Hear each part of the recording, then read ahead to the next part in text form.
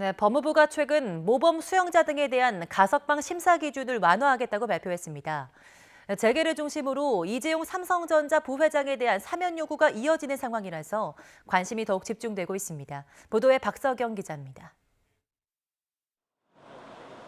이재용 삼성전자 부회장은 국정농단 사건으로 징역 2년 6개월을 확정받고 서울구치소에 수감된 상태입니다.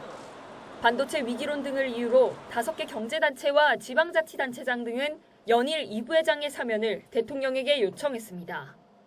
하지만 법무부와 정부 여당은 꿈쩍하지 않고 확실히 선을 그었습니다.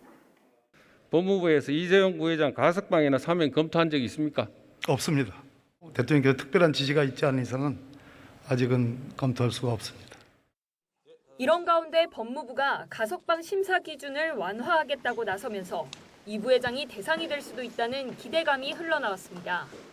가석방은 형기 3분의 1이 지나면 가능한데도 대부분 80% 이상 지나야 허가되고 있다며 서서히 5% 정도 완화하겠다는 계획을 내놨기 때문입니다.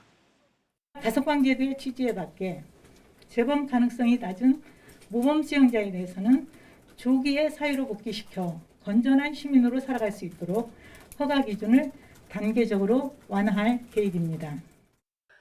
이 부회장은 구속 상태로 재판을 받았던 시간을 합하면 이미 형기 반을 채운 만큼 규정에 따라 가석방 대상이 됩니다.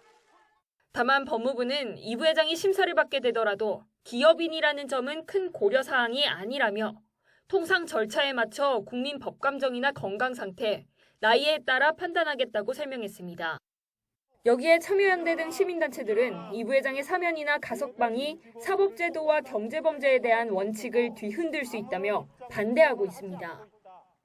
그런데 문제가 있는 게 다른 재판이 하나 더 있지 않습니까? 불법 승계 문제, 일명 삼바 사건. 근데 이건 지금 아직 이제 재판이 끝나지도 않았기 때문에 확정되지 않은 형량을 두고는 일각에서는 누구보다도 생계형 범죄자나 노약자 등 사회적 약자를 중심으로 먼저 가석방 심사가 진행돼야 한다는 지적도 제기됩니다.